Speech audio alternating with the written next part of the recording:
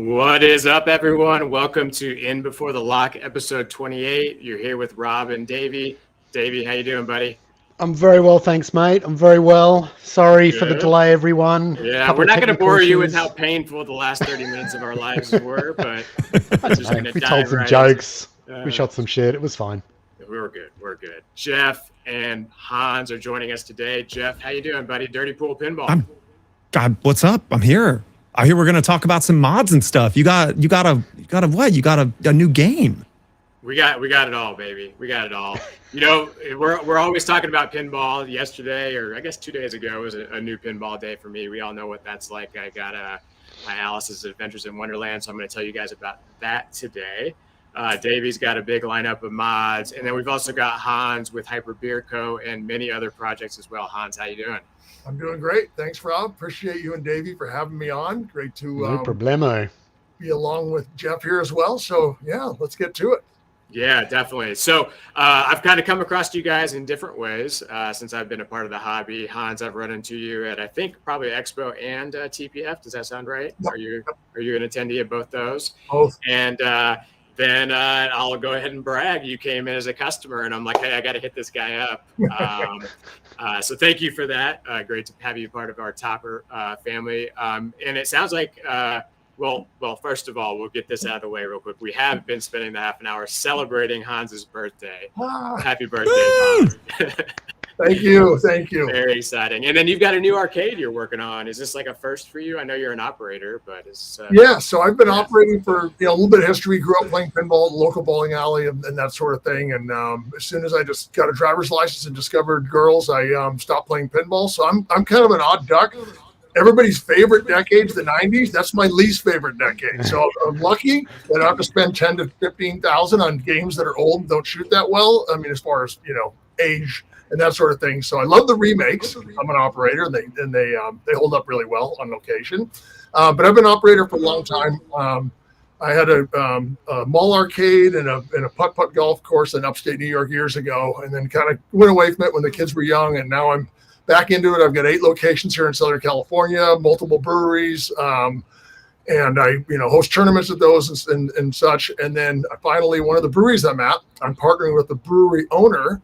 It's Asylum Brewing here in Anaheim, and he and I are partnering and opening up Hyper Beer Company right here in downtown Anaheim. It's in the Packing District, which is a really cool new area where they refurbished an old packing house for Citrus back in the 100-year-old building, 30 restaurants and bars in there.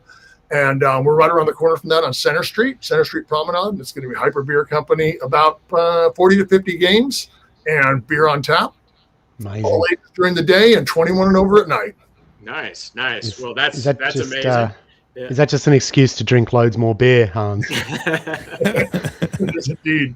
So, Man, 8 locations. How do you keep all these games working? So I finally have a tech helping. I'm glad you asked, Jeff. Yeah, it's crazy. I got to tell you, it's surprisingly, to knock on wood, with good maintenance, the games are pretty dang reliable. They really, I've had good luck with pretty much all the manufacturers. I don't operate any JJPs yet. I've got a Guns N' Roses right behind me. That's going to go into Hyper, and probably Harry Potter as well. But the Sterns are great. Spookies, I've had good luck with Spookies. I've got 3 of them out there. So that's good. And yeah, I just, a lot of preventative maintenance. Listen to Kale and Rachel. They tell you all about that because their volume's crazy. And I really love their podcast and learning about, how to operate better and that sort of thing. So, yep. Yeah. Very I love cool. how transparent they are. Yeah, and you interviewed them recently, Jeff, right? I did, just a couple of weeks ago. Yeah, they give no shits. They'll tell you exactly how it is and what they're dealing with, and I mean their income. It's a rare thing, it seems, in the arcade community to have a couple that is just like, this is how we run our business, and we're going to tell you about it. It's really cool. What did Hans, good to have you, man. Oh, sorry, Davey, cut you off. It's all right, man. Carry on. No. We'll hit the questions. I want to make sure we get a chance to get Jeff. So Jeff, I kind of came across you relatively recently. I feel like, for me at least, you came out of nowhere. I mean, I see like your content everywhere now. Maybe it's the algorithms targeting me, but I'm curious, like, how long you've been, making content, because it seems like you must have at least recently really kicked it up a notch. I'd love to hear about that. Yeah, no, I started this about 5 months ago, and that's when I started making content. Yeah. No, I mean, I have a post-production background, and so I mean, it was kind of a easy transition into start to make stuff. But I don't know, I'm figuring out it as I go, and the people that I've met and run into like on Twitch and whatnot have been like super helpful about how to online and figure out how to do stuff. Like people hook me up with like StreamerBot stuff in order to get things working for the stream and whatnot. But yeah, no, I don't know. I'm just figuring it out as I go. So other than combing your hair a little bit differently than everybody else, what are you trying to do different in this space that like makes you stand out? Because it feels like you've got a little bit of a different vibe going. I know that's a good question. I don't know. Honestly, I'm trying to be like just as authentic as possible. Like I'm, other than the whole Great Pyramid vibe, which became kind of a gag because of Twilight Zone, which was, the first game that I streamed and did work audio on. So that kind of like launched everything. And thank you again for having me on the podcast. I feel like after I said I was going to buy a Twilight Zone topper, I got the invitation. So to Hans's credit, it seems like wait, that came second. Hans is okay. That's fair. That's fair. Whatever. Same sentence, but no. Yeah, no. I just I want transparency in the marketplace between manufacturers and consumers. I feel like there's a huge disconnect between like what it's like to buy a game and have a game in your home now versus being an arcade operator back in the 70s and 80s. And I think a lot of the pinball manufacturing companies are stuck in that older mentality of how they're building a relationship with consumers. And that like really needs to change in terms of like being more transparent on like production timelines in terms of like, okay, when are code updates coming? Like, roadmaps are a common thing in all of software development on almost every platform, and pinball machines are software. They have a hardware box around it, but for the most part, like this stuff shouldn't be held secret from the consumer. And I just, as well as trying to be like entertaining on Twitch and doing audio stuff for pins, I just want to interview people and try to make a better connection and a better landscape between people buying pins and the people making them. So have you been into pinball for a long time, or are you kind of new to that? So Pinball Molly got me into pinball about 20 something years ago when she was running her speakeasy in California. So her and Elwin were, running before Barty 2, which is this kind of a staple location in Los Angeles. She had this speakeasy in the back of a punk rock studio, and you would go back there, and she had a big. That's right, Pins and Needles. That's the one. Yeah, probably so. Yep, love that place. Yeah. A million years ago, it truly was like it encompassed everything about what the pinball vibe was for me, right? Like it was like not known. It was this speakeasy hidden in the back of this place. Like every game was, either a System 9 or a System 11 game for the most part. And it just like, it smelled old. It smelled like an old pinball machine. Like it just had a lot of character to it. And I don't know, man, she really like popped my cherry. And then I was talking to Elwin about how to fix my first game. I bought a Road Kings, and it was a pretty much of a wreck. But, I learned a lot trying to get it working 100%. Was that one of his recommendations, or was that just one that popped up? No, I found one for like, believe it or not, when you could get pinball machines for like $200, and it needed about $150 worth of work, which seemed like a mountain at that point. But now I don't even want to look on Pinside. I bet a Road Kings is probably like $14,000 or something now, like every pinball machine. But anyways, yeah. I think you need to buy those wrecks though at times to, really jump in at the deep end. Because as we all know, like you can't be involved in this hobby without knowing how to fix them. And so the sooner you can learn, the sooner you can learn to not be intimidated when you lift the playfield for the first time and wonder how the hell you're ever going to learn all this stuff, the better. Yeah. So I think buying a wreck as your first machine is probably the right move. Well, they slap all these stickers everywhere telling you you're going to explode if you open a pinball machine, and it's like, there's not a whole lot in there that's carrying 120 volts. So,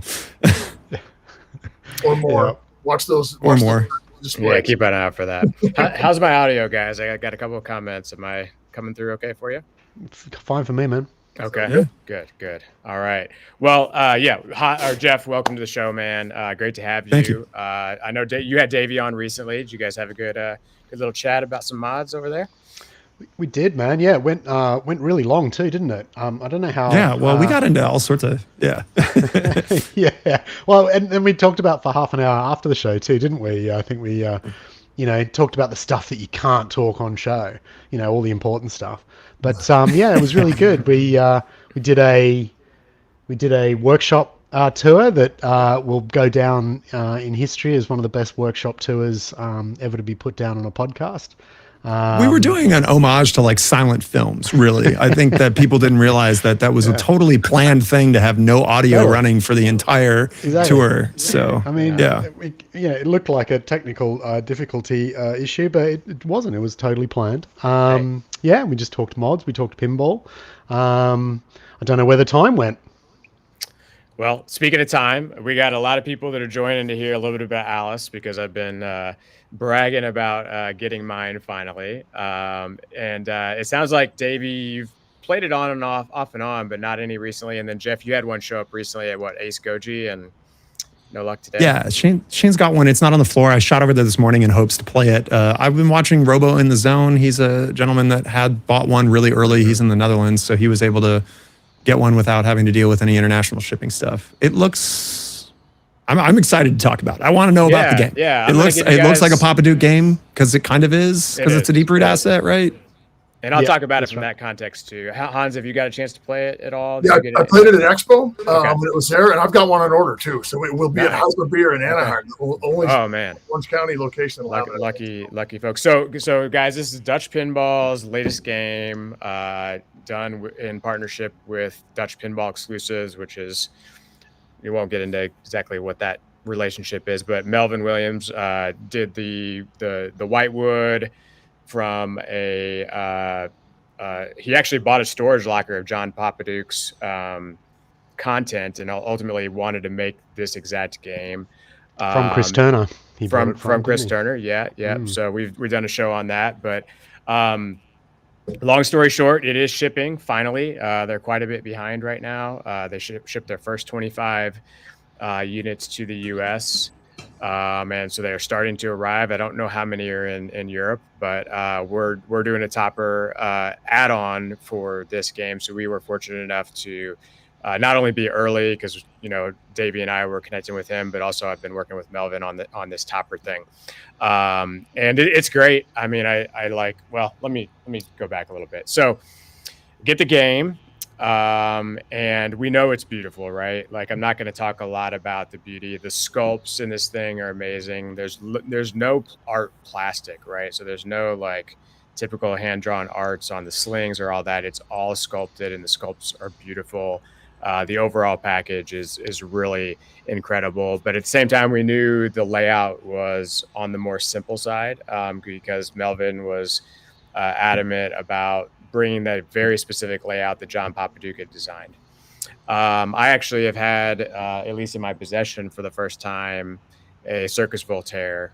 I've had that for 6 or 8 months, thanks to the guys at Mad Pinball for letting us get our hands on that. That's kind of a game I'm comparing it to, right? It's like a more simple shooter. That's exactly what this was meant to be.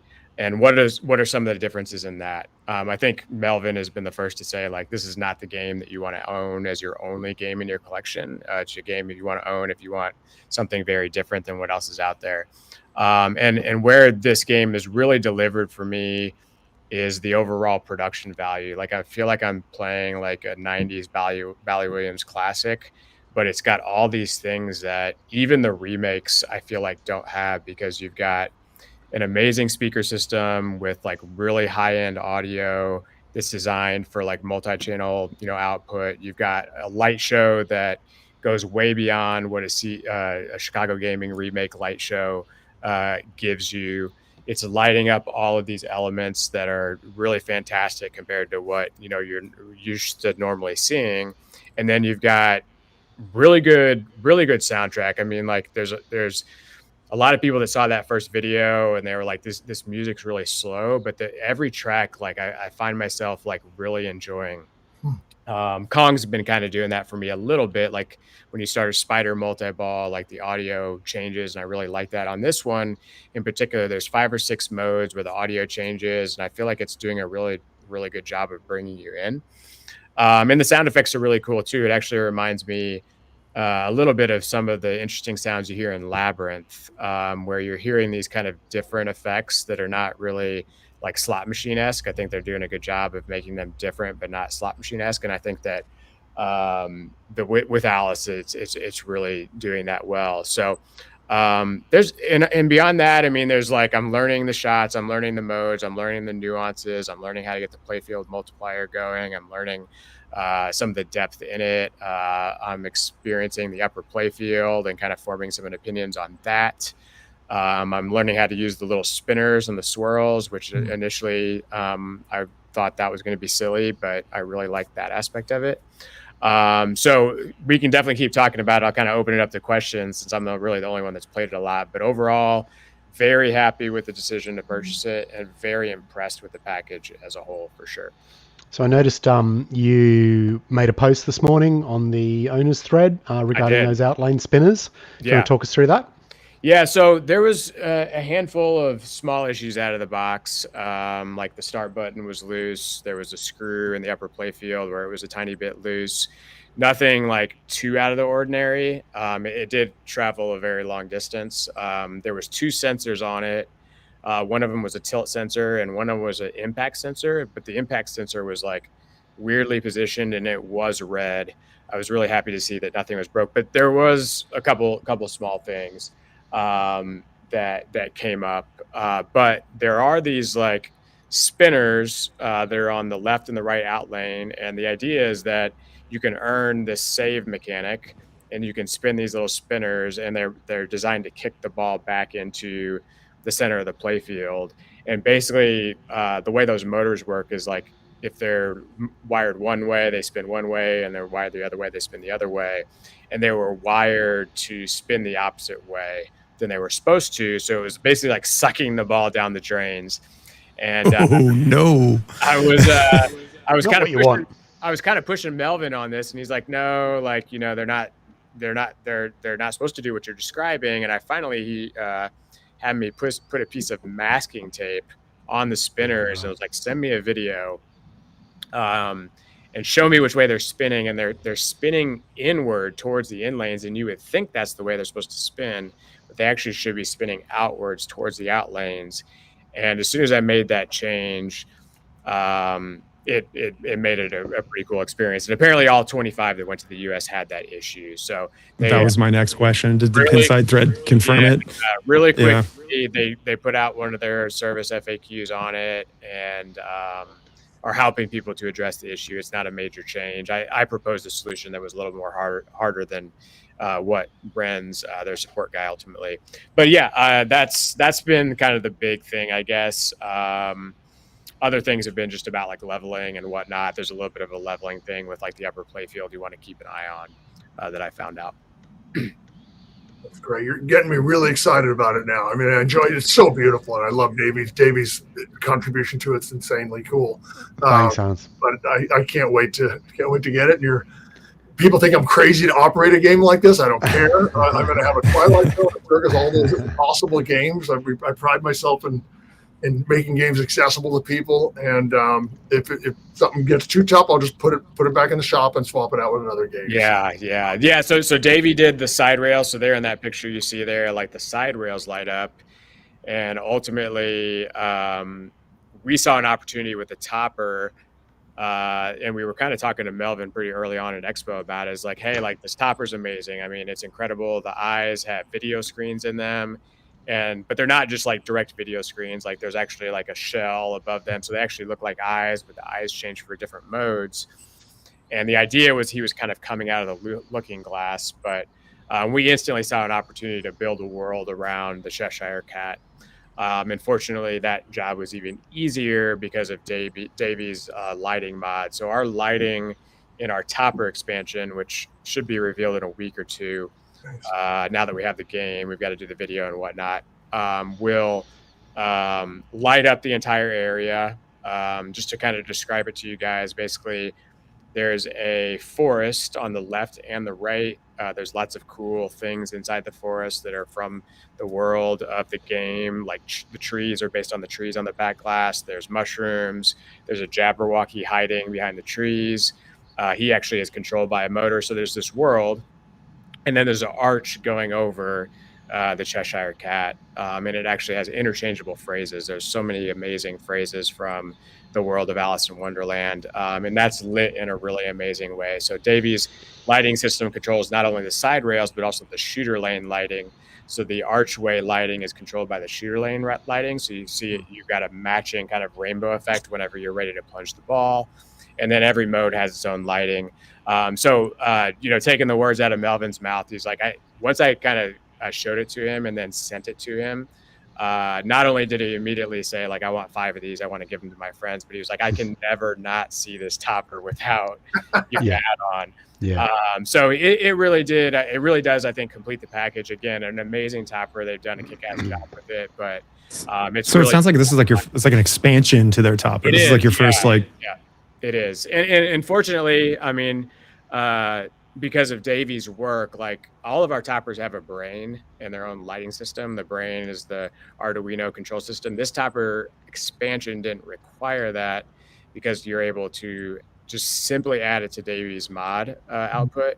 And I think going back to whenever we were originally talking with Melvin about what he's doing with Davy, like this is one of the very first games, or is the very first game to have a very complex mod outboard system. It's an app controlled mod outboard system. It's not even just like some 12 volt and 5 volt hookups, right? It's like literally a whole thing. So it's been really cool to work with Davey on this too, and super excited to show it. We kind of decided not to reveal it until we've got the official video done, and of course we've only had the game for a couple of days, so we're actively working on that. I was speaking to Melvin today about a bunch of things and stuff, and he showed me the topper, the tap topper expansion on his game, and it does really look amazing, Rob.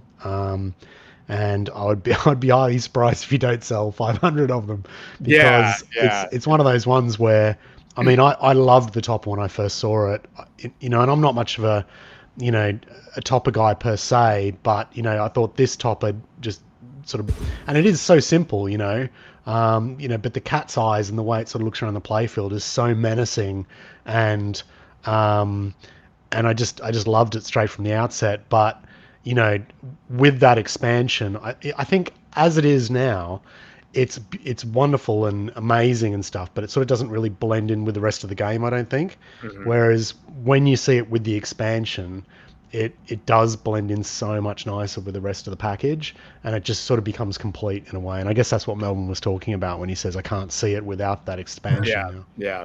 When did they involve you in the process? Because it really looks like the topper, I mean, there's real estate available for you to be creative with it, So Davey and I were fortunate enough to interview Melvin when he kind of first announced that he was not only doing a John Papaduke game, but also like going to make it as exact to the original as possible based on that.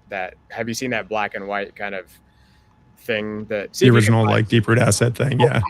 If you don't mind, Davey, see if you can find that. Sorry, man. And that was pretty controversial decision on his part, because John Papaduke did unfortunately burn a lot of people, and a lot of people were go get you a magic girl. Frustrated with that. But at the same time, like Melvin really was like, look, this is what I'm doing. And then at Expo, he knew of me, but I kind of approached him, and I was just like, I actually approached Renz, their support guy. I was like, hey, do you think Melvin would be offended if I suggested that this thing needs a little more on the topper? And he was like, no, it's interesting that you say that, because like it's something that they talked a lot about, but ultimately decided, it didn't make sense for a number of different reasons. I'm sure there was like a bomb related reason or something. I mean, there's so much in this game. But yeah, there it is. It kind of just snowballed from there. And I think he was a little hesitant to bring in something that wasn't part of the original design. But the artist we hired, Maria Keller, she's based in Mexico, she's amazing. She really matched the art, and then ultimately Melvin gave us a lot of his original art for us to like really like fine tune and hone in on. And we did actually use the Jabberwocky from the back class in the topper, so there is a little bit of artwork from his original art package, Melvin's original art package as well. If you hadn't mentioned the looking glass thing, I would have I just thought it was a piece of metal around it. Just screaming. And it's interesting because there's no lighting on that, so it doesn't actually do anything interesting. But with our topper expansion, now you've got multicolor lighting kind of hitting that. So it's a nice effect. Excellent. So is the game fun? I think that's my only question.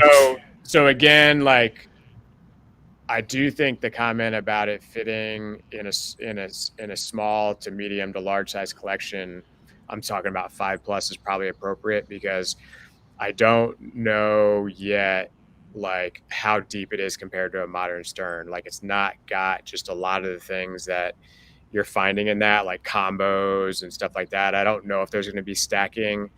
There's not really like a crazy amount to stack in here. The modes are interesting because they're short timers and there's small amounts of shots. That's not true of all the modes, but there's some interesting decisions on there. But generally, like, I'm really, really enjoying it, because like, I feel like, you know, there's something to be said about a game that's got a little bit more of a concise play. I mean, my biggest issue with Godzilla after owning it for 2 years was like, I kind of loathed a 60-minute game. You know, it's like just the idea of like, to get a full experience out of it, to have to play for 45 minutes or 60 minutes across like 2 or 3 games or whatever it is. I think there's a place for something more straightforward, but I'm also realizing there's a lot of depth to get into the final wizard mode, and the way that they're doing that is a little bit different. You have to basically have to spell wonders, and there's like different ways you get the letters. It's a little bit more of they're hidden actually throughout the game. So there's just a mysterious, different approach to this game that so far I'm really enjoying shooting it, even though there doesn't feel like there's nearly as many shots in a typical Stern. And it's because it's like it feels like it's an experience. Rob, how does the code compare now in the one you unboxed versus what we played at Expo? It's a little hard to say. I mean, they had the whole 2-ball thing, so it was a little hard to get deep into it. I do know, based on some conversations with Melvin, that they wanted to be further along with the code, but that was only because they thought they were going to have a lot more units out there.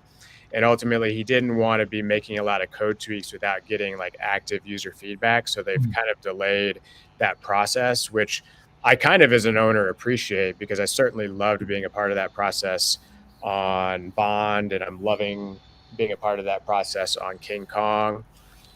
So it's pretty cool to be like there and kind of see how it's going to evolve. I mean, there's a couple modes that start and like there's placeholder text. So like, it's way further along, in my opinion, than like Bond was or some of the other infamous Stern ones. But at the same time, like, there are some things that are definitely missing.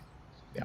It's funny how divisive I feel like the world is in terms of code releases. It's either the camp of like, they want to see it develop and the feedback is important to making an even more polished product, or it's people complaining that the game should be finalized on release date. And yeah, I don't know. Both camps seem to be really passionate about. I do often wonder, though, that the people who bang on about incomplete code, are they really so good that they're getting to the end of the game? I mean, I know some people obviously would be. Sure. And fair dues to them to be able to like complete what's there and be irritated that they don't have more. But for the amount of people that go, give us a code update, give us a code update, are they really seeing the extremities of the game? I mean, I wouldn't consider myself a terrible player, but I'm certainly not top tier, and I'd probably be below average, I would say, in comparison to people that I tend to play with at shows and stuff. But like, there's no way I'm getting close to like Rob's score on Kong. Even though I tried to implement Rob gave me some advice about how to score higher on Kong during our last show, and I'm like, oh, okay, cool. I'll climb the building and I'll let it go through the swamp and things like that. Literally the same score, Rob, as I've been getting the whole time. Well, I'm curious what your score is. Well, like 200. I'll tell you my score. I'll tell you my score, but it's I think what it is. So like Kong is actually probably. I think it's not real great depth wise, and I think it doesn't have to do with how good you are. I mean, okay, so my high is 800, and Davey says it's like 300, right? So like, regardless of why that is, I've been a lot further in the game than he has. And there's things in Kong that are obviously coming. The issue that, with like Kong the power up shot. Yeah, so as you climb the building, you can unlock the New York City events, but the problem is there's only one New York City event. But the cool thing they did on the last update, which like read like a pretty basic update, was they allowed you to play 3 flavors of that one New York City event. So you could play a 3-ball multi-ball where it's 1x. limited flips mode were 2x, and then a 2-ball. No, I'm sorry, a timed mode were 3x. So that's really cool to like let you decide kind of how much risk reward you want to take. Yeah. See, I've been there. Yeah. I've been to that bet. Yeah. But I'm still only getting 300k, so I don't know. There's some key thing that you're doing differently to me. I surely can't be. It's a much shitter than 5-ball you. game, Davey. It's a 5-ball game. And I've got mine set up really steep, and I always set them up steep. So that's the real reason. I've played a lot. I think I kind of make up a story that I play a lot more pinball than you. To your previous point, true, that there's like two types of code updates, right? There's stuff that's just flat out fixing stuff that's like broken or missing content. And then there's stuff that is like makes the game more interesting and adds additional features in ways that like bring a lot to it. You know, and you see that with, I don't know, you can think about building like Godzilla you mentioned is a good example. I mean, they added 2 mini wizard modes that really like kind of shook it up and changed how a lot of that like functions.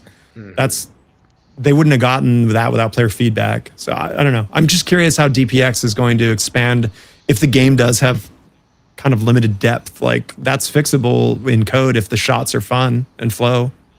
Yeah, I'm learning there's a lot of classic things. Like I love how the scoop kicks out to the right flipper and then bounces over to the left flipper, just like Twilight Zone. Like that's just like Twilight Zone all day.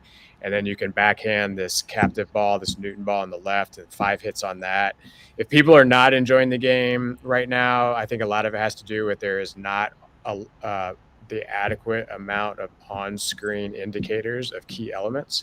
So, for example, that Newton ball right there on the left, you get a nice little animation of a ball going under a card guy, but there's nothing telling you five total shots on that starts a multi-ball.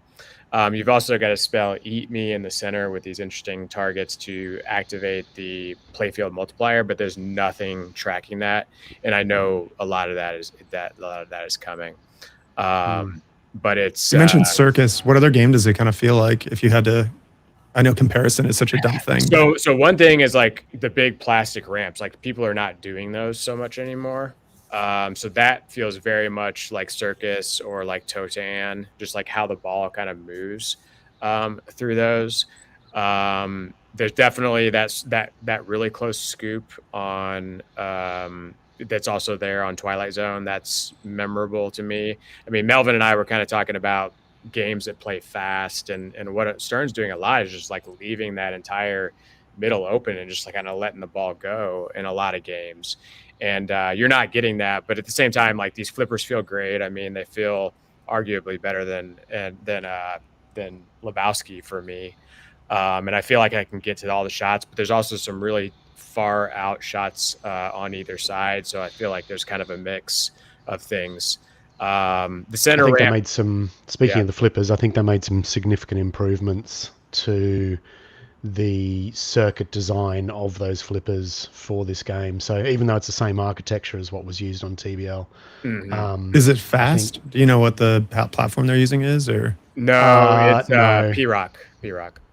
Well, it's so P-Rock. Yeah, P-Rock is the architecture, and then the actual game code is, so the coder for this is Janos Kiss, who worked on Funhouse 2 and is part of Team Pinball in the UK actually, and they worked on Mafia and a few other games and stuff, and we've sort of known Janos for a while, and Janos has pretty much got his own sort of pinball coding platform, I guess, if you will, that he sort of can, he sort of works on different systems with that. So Funhouse 2 was fast.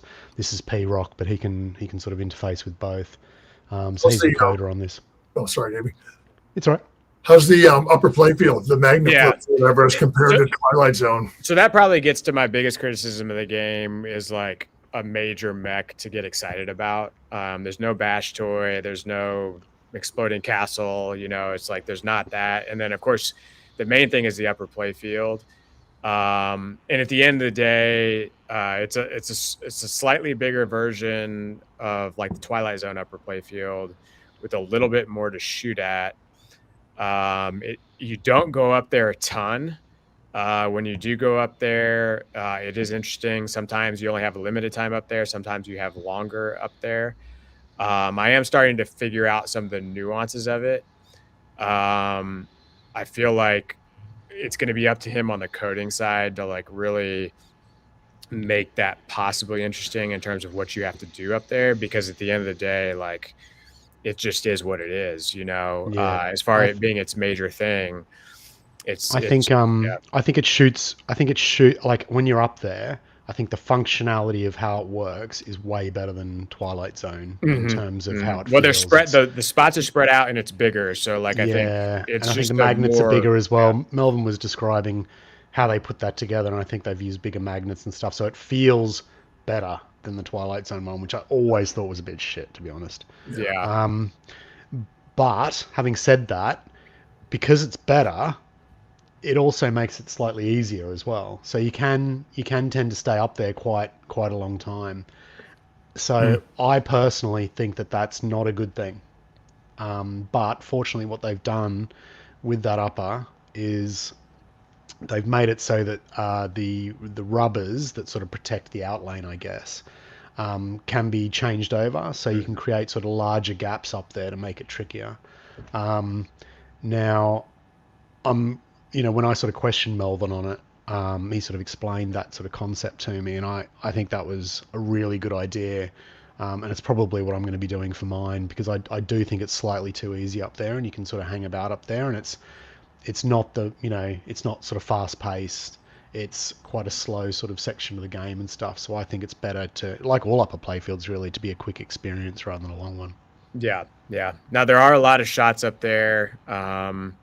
There's a captive ball that goes back and forth. There's 3 targets, and there's a saucer. But even the saucer right now doesn't really do anything. It just kind of resets the ball. So I'll be curious to see what he comes up with it. But overall, yeah, I mean, so we got Neil in the house. Neil, have you got your game yet? Or excited about it? We know we're talking about Alice's Adventures in Wonderland. He says which game? Yeah. Have you seen a lot of buzz for it in terms of topper like feedback? I mean, when did you guys announce that you were doing a topper for Alice? The game is in a weird place right now because they're way behind on shipping.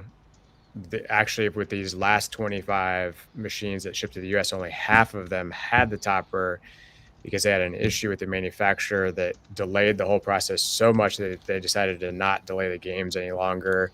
They're going to be shipping the toppers separate.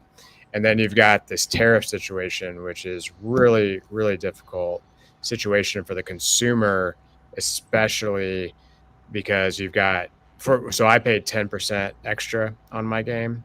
And right now, as of apparently August 1st, it's going to go up to 30%, which is just like, it's like $4,000. It's crazy. There's no way that anybody would want to. Nobody wins from that. But on the other hand, it's all their profit, right? So it's like you can't. It's got to be probably more than their profit, $4,000 if they were have to pay that. So for sure, it's a bad situation. Not wanting to get into the politics of it at all, but I'm just hoping that again it's going to be sort of a negotiating tactic position, and it will change, like these things have changed in the past. I mean, I know that they have been in negotiation, for the last couple of months. And I assume that that's ongoing. So for Dutch Pinball's sake, I hope that it's a short-lived thing and that, they get some relief from that, because that's going to, completely screw them over. And I do know other options are to hold on to the game until the tariffs change again. So. But then by then, other games might be out and people are more interested in those. Somebody else was making the argument too that, like, what's to say that once you have them in the air, that things change at that point, It's a big risk for the point taker or whatever, right? Because it's all about when it comes. Yeah, exactly. And also the problem with delaying it is everybody can get their refund. They're refunded their deposit back by the end of the year. They had no idea this was coming when they set that term. Right, that was a fair term. Get them all out in 2025, or get your money back for your refund if you want. But if they hold them to wait for the tariff to end, perhaps, then everybody, it opens them up for people to cancel their order, which is painful as well. Yeah. I don't know. I think there's a demand regardless for 500 of these worldwide easily, in my opinion. As long as it's not a 30% tariff. Right. Yeah. Right. So I don't think many people are going to cancel. Like, if we get to January or whatever, and we're all sort of just holding out, for some tariff relief. Yep. I'm not sure too many people are going to cancel, except those people who sort of really need the cash, I suppose, or need to transfer that deposit onto another game. I think that the people who have been waiting are committed and they're excited.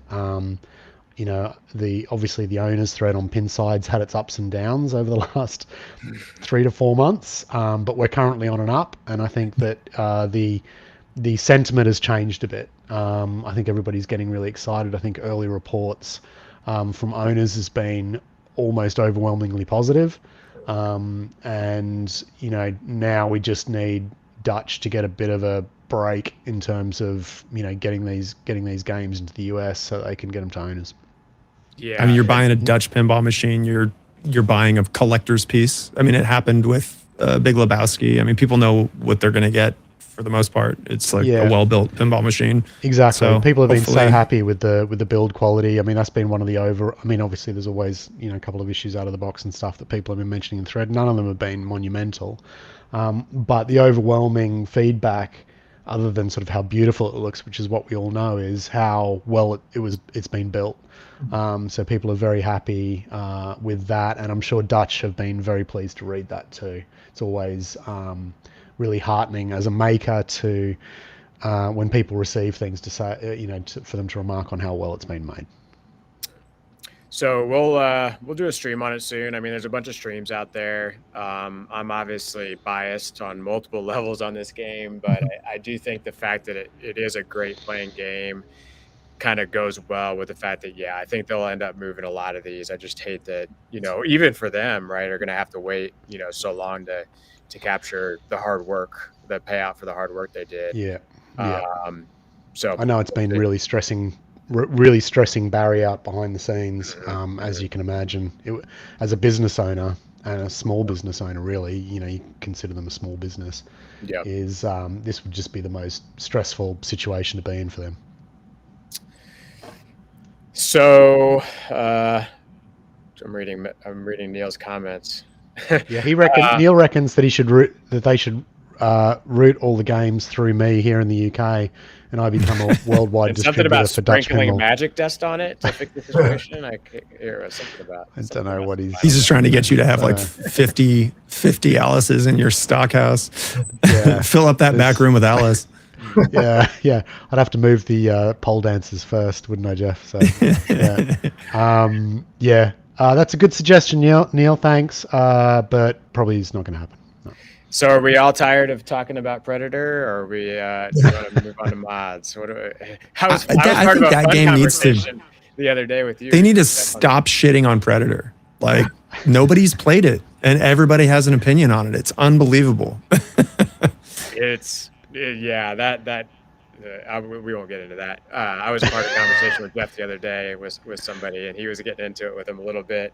And I think the main thing was like your point is right. Like we've got to give it a chance because like there's a lot going on with it, even if it doesn't give us everything we could possibly want. Sure. I mean, look at Alice, look at Predator. Yes, the outlane spinning the wrong way is frustrating, and that's probably aggravating some people. Yes, the tariffs are not a cost that anybody wants to swallow, but it's not the pinball manufacturer's problems. Like, do you want these two companies to be in business next year? Like, do you want 100%. New pinball machines to come out? We need them in business, like, right? Like, exactly. So, it's up to the consumer to not pop a fuse of fury and direct it at these pinball companies for something that is truly so like insignificant. It's different for Predator for people that are like so obsessed with the theme and are upset that Schwarzenegger's not in it. We were on a Discord call with somebody that was pretty passionate about how that was very important to them. To me, it doesn't matter, but hey, I'm not really in the market to buy a Predator, and the person that is in the market to buy a Predator is very upset about it. So, that's feedback that Pinball Brothers should probably take into account in the future. But they did also update Alien with call-outs that included Ripley. So, don't shit on them until you know what's coming. I wonder what, because obviously that must have been a very difficult thing for them to negotiate. It must have taken a long time. Probably they would have had to have coughed up quite a significant sum. I wonder how many extra games they sold as a result of that Ripley edition. Oh, you mean once the code came out? That's a great question. I would love Daniel to answer that. Yeah. Well, the big thing with that is the price was amazing. I mean, it was like $8,500, and you're exactly not seeing that on a lot of levels with this one. I mean, you're paying for it all, and I think think about the conversation we had with our friend Hector at TPF. It's like, if I'm going to pay the price, I want all the stuff. Yeah. And right. And I mean, look, like, even that guy that you were talking to, Jeff, was like, you were like, would you have preferred it was not made? And his answer was yes. Yeah. I was like, would you prefer there was no Predator? He said yes. Yeah. Wow. Okay. But he's frustrated. I mean, he wanted it all. He's at this point not getting it. So is he a Predator super fan then? Well, this guy? he understood the IPA better than I do, for sure. Or at least had theories on what would make a better Predator game. Like, he kind of outlined the reasons why, and it's not doing that for him. So, okay. I mean, yeah, whether he's right or wrong, it's what he wants, and he's the consumer that's paying money for the game. So, you know, to a degree, it's like kind of automatically right. Yeah, and when these guys are the vocal minority, you know, they can make or break a game when they're being very vocal about it, and that's certainly been happening with Predator. You know, if every video you see has people shitting on it, and I don't actually think that's the case with Predator. I think from the videos that I've seen and stuff, there's been a lot of positive comments being made on Facebook and YouTube and stuff, which is great to see. For sure. But when the overwhelming sentiment, you know, as a pinball consumer, is one of derision and where's Arnie? You know, I mean, I don't think there's a Predator video that exists where somebody doesn't mention where's Arnie, like in the comment section, like right near the top. You know, that's going to color your judgment of that game. Like, it's going to reduce your hype for it, your excitement. And, you know, I know that's going to be impacting the sales of Predator massively. I guess my question to those people that are like vocally, you know, shitting all over this game for not having this, that, or the other thing, and are really passionately upset at the company about it, you know, if and when Pinball Brothers goes out of business because of that, like, do you post like, yeah, we did it? Like, what was like, yeah, what's the okay here? Yeah, right, like, what did you want out of it? There's a better way to communicate. Like, okay, like, find out why they didn't tell people that Predator wasn't in, or I'm sorry, Schwarzenegger's like stuff wasn't in. Maybe I heard that the team that was handling the IP stuff got switched like at the last second, and then they had a new team that was handling it. And at some point, like, yeah, I think that the consumers are owed a certain amount of transparency, but at another point, like, that's like really just behind the scenes business stuff that it's nobody's business at that point. It does affect the end product, and that should be communicated, but like, I don't know. Like, I get you're really mad Schwarzenegger's not in it, but more pinball or less pinball? Which one do you want? Yeah. There's plenty of options out there, and I think that having them ship a game that's so popular and titled, and they're actually shipping games. Let's remember that, right? This is a company that ships and delivers games versus, I won't mention several others, but we know the story of being dangled something that's so great and everybody wants it, and people lose their money and all that junk. So I think that right off the bat is was them in a positive light as well. I think maybe they could add more to ship when it came time to reveal it, so they can get them out faster and get some people streaming and get some excitement about it. That's hurting them, because, you know, when we're left to our own devices to think and talk about stuff, you know where this community goes almost every time. Right. Well, Neil's saying, he said they misled their customers. I'm curious when Pinball Brothers misled their customers. I guess we got to wait, but yeah, so took them days to clear up what was in and out of the game. I mean, that's a fair criticism, but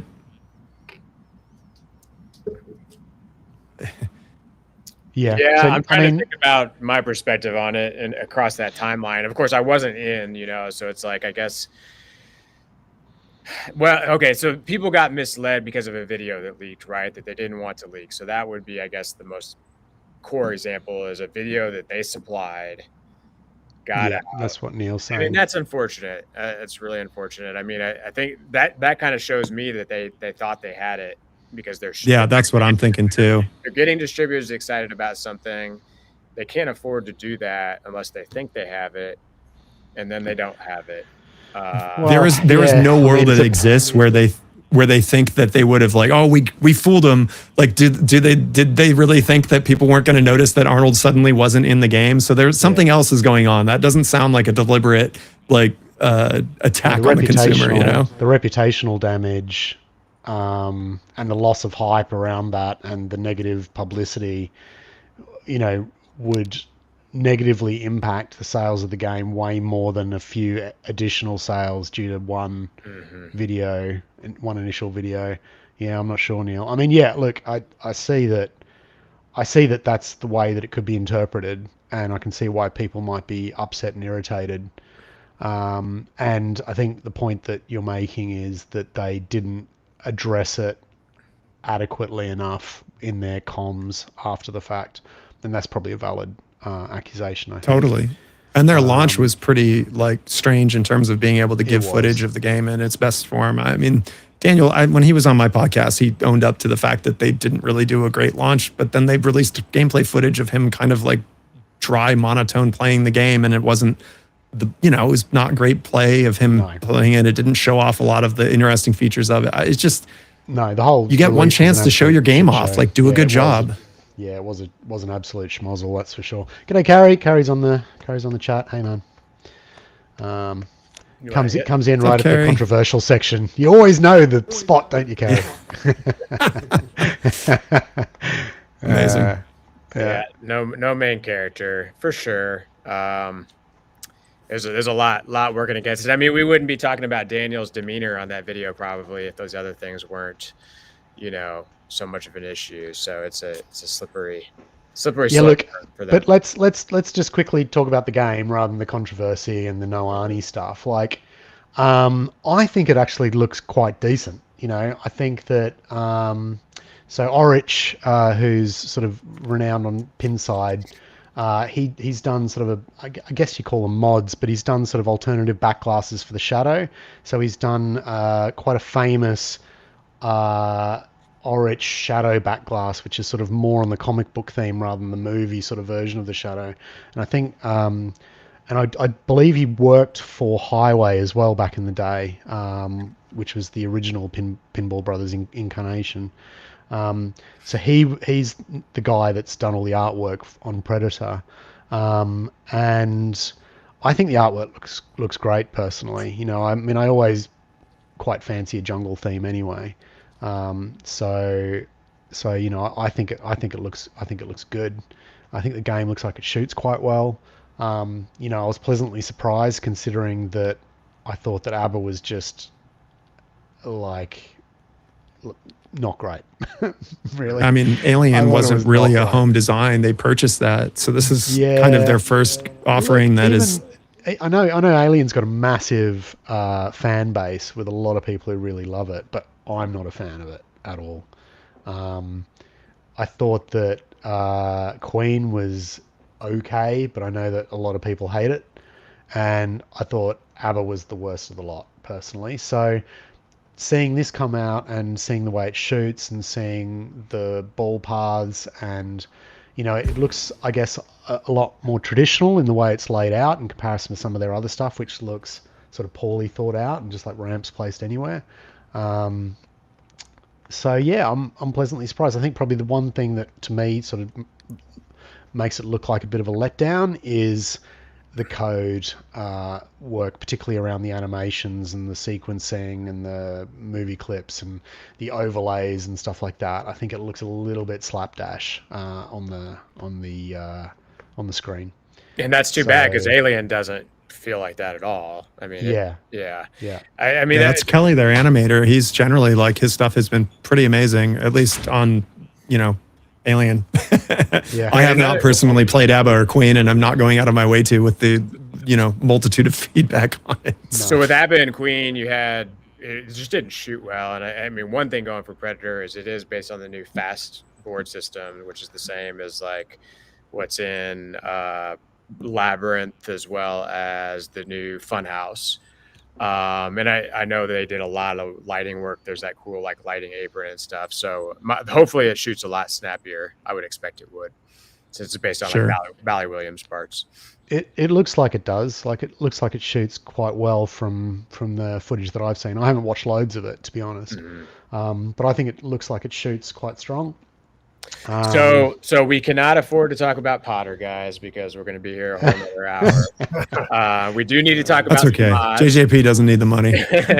We do need to talk about some mods. Yeah. What do you like? What are we looking at lineup wise here? What do you have for us? Like 5 or 10, or how many do we have? Maybe loads. So do you want me to just do a really quick run through? Now that we're on the old Dude, that system, helicopter mod. That one.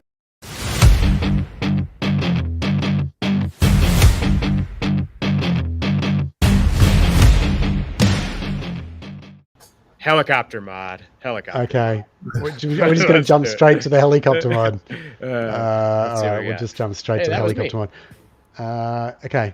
Yeah, that was you. So I'll get to that in a sec. So we were talking about this one a little bit before the show. This is a new mod that's come out from Pinball Mods. It's an old mod that's just been updated. It's for Jurassic Park. It's a helicopter that updates the quite crappy acrylic helicopter that's in Jurassic Park. A really sort of bad feature of Jurassic Park was quite a not great acrylic helicopter that's in the on the right hand side of the playfield. And so Lionel from Pinball Mods did this helicopter a while ago.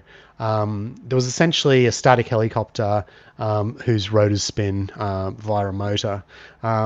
Now, Lionel contacted me a little while ago to ask whether he could potentially use the lollyboard to control the spinning of the rotor blades. Specifically, if he could do it in a way that could sort of variably rotate those blades, and then also work an LED in the cockpit. You can see that it's changing depending on the mode that's struck. So we've sort of been looking at this over the last couple of weeks, and this is the final result. So he's going to be reissuing this mod with the lollyboard as an additional to have it sort of more interactive with the game. That's the position that it is on Jurassic Park. And then for existing customers, I think he's going to provide different packages that will enable them to upgrade should they wish to. So really great. Jeff sort of brought this up before the show and sort of noticed that I'd been working on this with one of the other mod makers, and what I sort of mentioned to him was how pleased I was to be able to do these kind of collaborations. I think it's one of the bits about the hobby that I enjoy the most, sort of working with somebody that, you sort of haven't met before and has got a cool idea, and just trying to come up with something fun and cool that can sort of capture the imagination. So yeah, really pleased with this one. Very cool. Have you? Does he have an idea when they're coming out? I swear, I want one for sure. Oh, cool. Yeah. Imminently, I think. Like I still need to get him over sort of production level boards. So I think probably what he's going to do is just kind of gauge the reception for them, work out how many boards he needs to order, and then he'll get in touch with me. And I have a lead time of a couple of weeks to get the boards over to him. So it's probably going to be a month or two, I would have thought. Hans, are you a Jurassic Park Stern fan? Do you like that one? Absolutely. Yeah, love it. Love the game. This looks cool. I've already got a couple of helicopter mods on. I have two of them. I have a premium and a pro, and they have one. It's just a nicer looking helicopter. It's just the rotor, really, not the rest of the copter, right? But when you launch the ball, it gives it a nice spin. So this is much more interactive and unique for sure.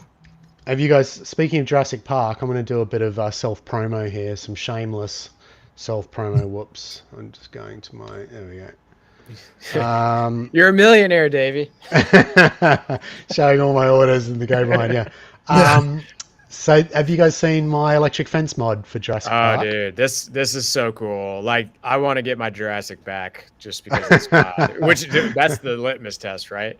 Getting people to get it back in their collection. So that's like a little video of like so basically it's sort of I'll see if I can pull up the YouTube just quickly. I'll turn the sound right down skip ahead. So basically, the idea is that so there's the electric fence around the T-Rex, and so it's looking like a sort of a sparking electric fence when it's not triggered, and then when you hit the ball through the over the ramp, over the T-Rex ramp, then it sort of flames up and lights up around him. And there's a couple of new sort of lighting effects that I've used on this. It's kind of using the flame, which I've sort of used on a lot of other mods, but I've sort of integrated that with the glitch effects to sort of give it this sort of sparking electric effect on the wires. The other cool bit about this is these wires themselves. So I'll just scroll back briefly. So these LED strips are brand new sort of custom strips that I've designed that are on you can see it's obviously a flexible PCB that's sort of backed with some florist wire and then shrink film. Can't think of the term now, but anyway, so these are 1x1 LEDs, so really micro-sized things, very, very tiny, and never been done before in the pinball world. And you can't even buy these as strips; they're not available. So brand new, really excited about them, and we're going to be looking to use them on a lot of other mods in the future. What's the install process? Like, it seems like it's probably a pretty easy one to put in compared to some of them. Yeah, so I haven't actually sorted it out yet, because originally the original idea was that they were just going to go on the original mounts of the plastics that came out of here. So there's plastic posts here with wire attached to them that sort of are the stock plastics that are in the game. And the original idea was just that I'd take those out and stick these back in on the original mountings, but because these come forward a bit, there's issues with the way that the T-Rex, when he moves his head, sort of bashes into them. And I know that other people have been approaching these kind of post replacements have had the same problems. So I know Mezzle sort of did a version of them, and they had problems with it clashing as well. So I'm gonna have to rethink that a bit, possibly changing these rock formations so they're a slightly different design, moving it right over to the left here, and then kind of mounting it in a different way. So I haven't quite worked that out yet, but in terms of the install difficulty, it should be quite easy, I think, whatever it ends up being. Certainly not on the scale of some of the mods that I produce. Yeah, it looks great, and kudos to you for pushing the tech, in the direction of how far it needed to go. I'll be curious to see how you use these again. It's I'm sure you got to pick and choose your battles with it, but at the same time, you can do something pretty cool with those. Yeah, well, as soon as Melvin saw them, he's like, you got to send me a couple of those for testing. So, so those a couple of those will be going over to him, and who knows, maybe we'll see them on the next game that he's working on, whatever that is. Yeah, these incorporated into the, there's a lot could be done with it. Okay, so also for doing a mod on a 6-year-old game, that's pretty awesome to. I feel like a lot of people expect your mods to only come out on new games now, so I feel like a lot of JP fans might be pretty stoked. Yeah, that's a really interesting comment, actually, because, and I know it's something that me and Rob have been talking about a lot, really, like which games do you choose to do mods? Now, traditional thinking is that you always go for the latest releases because that's where the hype is, that's where all the sales are, and generally that sort of rings true. But obviously everybody's kind of worked that out now. So, when Kong comes out, you sort of, it's quite tricky because you sort of be working on something and then suddenly somebody will bring something out in that exact place doing that exact same thing. So for me as well, my stuff generally takes a bit longer to produce just because there's a lot more going on. You've got to order circuit boards and different sort of resin components and stuff that all sort of go into it. So I'm quite late at sort of coming to the party usually, and like Kong, people release stuff. I had to sort of chuck stuff out because people had released stuff, but with Jurassic Park, it was sort of a bit of a test case really, just to see whether an old game like Jurassic Park, which does have like a really strong fan base, it's a game that still get snapped up quite quickly on the second-hand market. Is the fan base strong enough to support, a mod, coming out like this? And yeah, it's had pretty good reception. Don't know how many are on the list at the moment, but probably over 200 or something close to that. So it's not been bad really, considering it is like quite an old game. So we'll probably be doing a couple more for Jurassic Park as well in the future. Nice. Davey, I got to share with you, you inspired me. You guys probably don't know this, but I actually did a little bit of I dipped my toe in the mod making world myself. Oh, really? Did you? Yeah. So I ordered the Tokyo Neon. I think we communicated on the Pinside chat on that. And then I just realized, and this is to your success, but I could tell by just rough numbers how successful you were. And I'm like, I got to get into this. So I'm not an artist, and I don't create 3D models, nor do I paint or create new circuit boards and that sort of. So I stood over my games. Instead of taking popular games, I picked Rush and Led Zeppelin to do my mods on, because that's what I had. And so because you inspired me, so I created a Exploding Zeppelin mod. So that's the Hindenburg Zeppelin 1 album cover over my shoulder there. So everybody knows it's the Hindenburg exploding. So when I stood over Zeppelin, I'm like, why isn't it exploding on this game? So I created an Exploding Zeppelin, shameless plug. I created an Exploding Zeppelin mod where it actually makes it flashes in red. I think I saw that recently. Were you talking about that relatively recently, Hans? I don't know. Yeah. Maybe. I've seen something, so we'll pick it up. What's that? Awesome, and then, man. I'm so pleased. I'm so pleased that and that's like that's what I love about what we do so much. Like everybody, there's a real camaraderie between everybody, and like you may not know how to 3D design or how to find a supplier that can get you cables or whatever, but everybody's really sort of open about that kind of stuff. So I'm constantly there's a guy that we're about to feature here called Raiden Mods, Raiden Gorby. He's a lovely guy, and he just recently released some X-Men fixes. So X-Men's got a lot of sort of shooting problems and stuff, and he's recently released a whole bunch of sort of fixes for those things. Let's see if I can quickly. So these are kind of his fixes for. This is for the ball hop on the flipper lane, which sort of sits there and stops the ball hop on the flipper lane. And then there's a bunch of other fixes as well. He sent me, that's another one of those, which sort of stop the ball bouncing as it's going up sort of ramps and things like that. So really great stuff to make X-Men, Uncanny X-Men, a much better game. But the interesting thing about these mods is the material he used. So it's basically like it's 3D printed, but it's like a rubber sort of material to withstand ball hits. Now that's really hard to find, that kind of stuff, and really useful because you're constantly looking for translucent material that can be hit with a ball and not break like resin does, which is quite brittle. So you can bet that, Raiden, I'm going to be hitting you up to find out exactly what you used for this so that I can steal the idea, because they're awesome, man. They're really awesome. Cool. Right, should we see a couple more? Let's do it. Okay, back to the browser.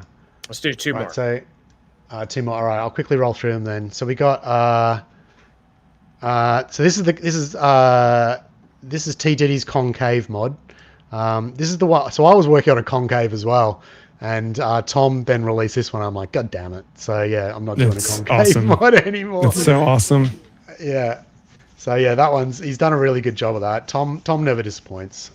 He's done a really kick-ass job on that. So awesome work, Tom. You should sell a bunch of those, I'm sure. I'm going to quickly roll through a whole bunch. This is by Stellar Pinball. So this is why I was showing this video before. So we did an unboxing on the show, last show, which is a couple of weeks ago, with a Star Trek Next Generation photon cannon mod by these guys, father and son, Stellar Pinball. These things were amazing. I was so impressed with them. I was basically just like nerding out on the show with how awesome these things were. Unfortunately, my Star Trek Next Generation isn't here at the moment, so I haven't been able to fit them. But you can bet that as soon as it's back, I will be doing that. Now, this is the latest mod that this father and son team have put together, and it's a biplanes hack Holy mod. cow. Yeah, this is Nice. for Kong. Now, don't be put off by the size of that sort of motor contraption that you can see there. I've played the wrong video. It's gone through a couple of iterations. I think maybe this is the latest one. And you can see that they have sort of made it a lot, sort of blended it in a lot more with the game now. So essentially you can sort of hardly even see it. There it is there. You can select sort of the different, you can hardly see it now. So they've done a really good job. They were responding to a lot of customer feedback that it was sort of too significant, too overpowering. And so they've addressed that and then come out with this. And I think, they've done a fantastic job of that, and it's getting a lot of respect. You can see as well these cuffs that are on Kong's arms. That's another one of their mods as well. It's the Kong cuffs mod. Which is really hard to say. Kongong. What are for those servos on the like plane mod and for like the helicopter mod? Like what is the longevity of those tiny motors? Oh, that's a good question. Well, look, with a servo, generally, if they're not under strain, then they can last indefinitely. Now, there's probably people who would say that's not the case, and people who say that servo motors shouldn't be used in pinball. But obviously, Kong himself here is 3 servo motors, 1 for his body and 2 for his arms. And they're quite significant servo motors, so they'll be a bit bigger. I'm sure the one they're using for the plane here is going to be a lot smaller. But it really just depends on whether they if they're working against strain, so they're sort of overworking themselves, and that's when they tend to die. So as a maker, you have to be really observant to that. So there's not, so to create the least amount of friction as possible for the path of the servo. Make sure that the endpoints, the maximums and minimums are observed so that they don't sort of push against any stops or anything like that. So yeah, I think for this particular one, I don't sort of see there being any problems with longevity with that servo motor. But as makers, we always try to make it so that if you are using a servo, then it's easily replaceable.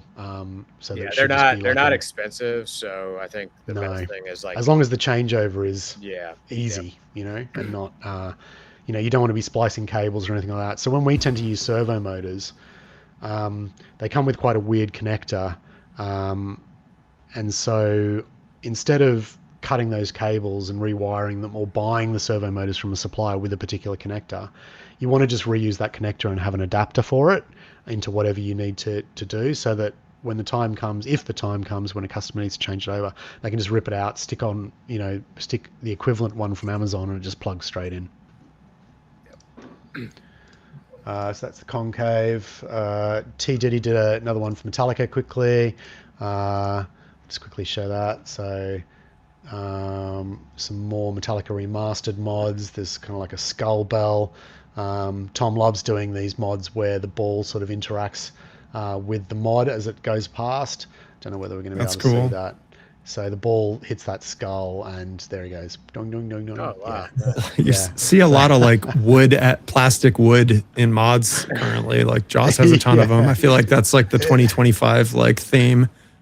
Get wood. Yeah. This is one by Jazz Boucher, good mate of mine. He's done a Butch for Pulp Fiction.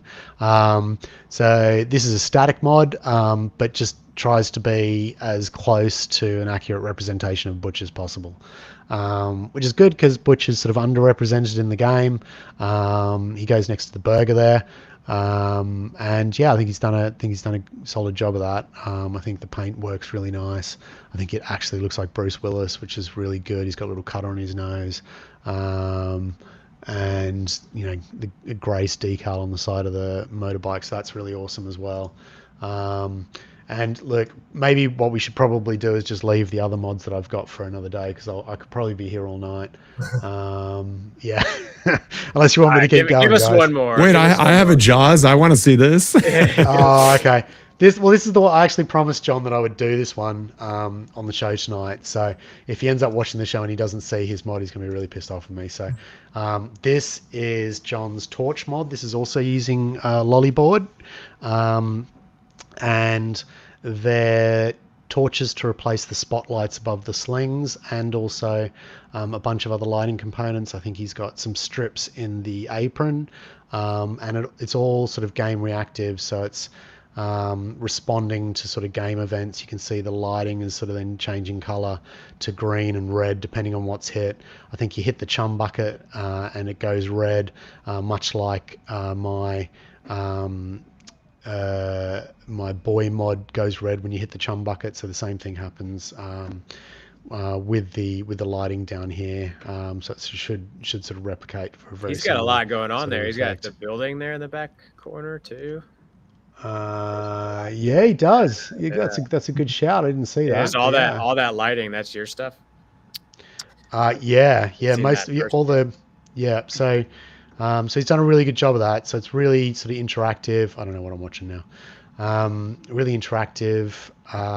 Is had a lot of interest. So people on the thread have been making a lot of comments and making sure that they get on the list.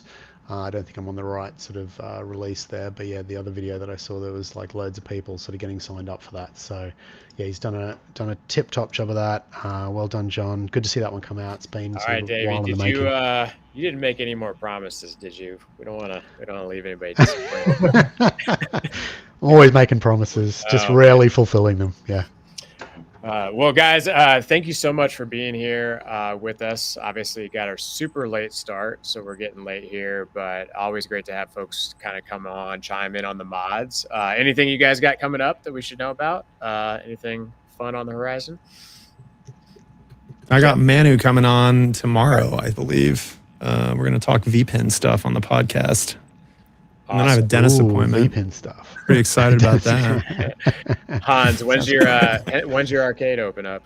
Yeah, so starting construction this week, I think, in about 4 weeks of construction, and the decor after that. I got a lot of surprises in decor. It's not going to look like any other place you've seen before. We'll leave it at that. It's almost, in fact, I'll even say we're modding the room, right? So Wow. I'll leave it at Awesome. that. But Yeah. we've got some really cool Hollywood shit planned for it, and it's going to be cool. So I don't have a grand opening date yet. Then until the city gives me a final, I've been in retail construction for many years. That's my day job, and got to be real careful with committing to dates. But it's looking, it'll be fall this year for sure. Gotcha. We're only a few weeks out. And we didn't get to talk about Potter, but Davey, have you got yours yet? Are you still waiting? No, man. No Potter. The latest additions here are Kong and D&D. So I've been playing quite a bit of D&D actually. Surprised about how much I've been enjoying that, and we've got a mod coming out for that very soon as well. Nice. And Jeff, have you played? Have you streamed it yet? Have you got in on some Potter yet? I thought you were making a D&D joke. I haven't. I'm not getting a Potter. I have played it. They have one at Ace. It's fun. I think it's a good JJP game. None of their IPs have really like hit me as a like must buy. I actually kind of liked Avatar's layout and play, but I just don't really care about Avatar, the franchise, enough to own a pinball machine for it. But yeah, I don't know. It's a fun game. People should check it out. Still haven't played it here, but looking forward to it. All right, everybody, episode 28, we're going to wrap it up. Thank you for being here with us. We will be back soon. And Jeff and Hans, thanks again, guys. It's been great. Awesome. Thanks for having us. Thanks, for guys. having us. Appreciate it. See you later.